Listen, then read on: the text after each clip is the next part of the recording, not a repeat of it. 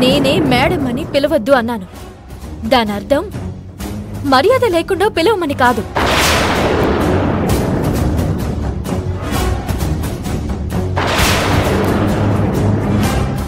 నేను మిమ్మల్ని విశాలని పిలవడం మీకిష్టమేమో గాని మీరు నన్ను కావేరి అని పిలవడం నాకిష్టం లేదు.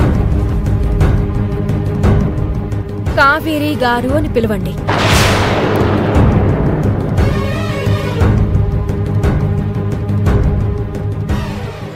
మీరు నాతో కలిసి పనిచేసే ఉద్యోగి మాత్రమే.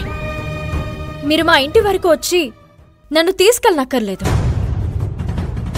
కంపెనీ నాకొక కార్ ఇచ్చింది, దానికొక డ్రైవర్ ఇచ్చింది. ఆ కార్లోనే నేను వస్తాను. మీరు వెళ్ళి సైట్లో పని చూస్తూ ఉండండి, నేను వస్తాను.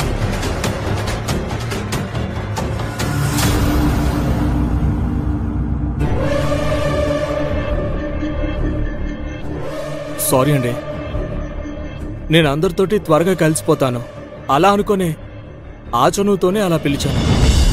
మిమ్మల్ని హర్ట్ చేయడం నా ఉద్దేశం కాదు.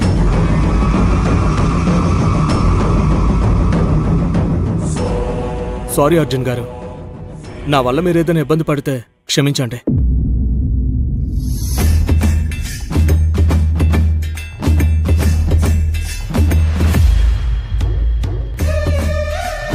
ఉంటానండి.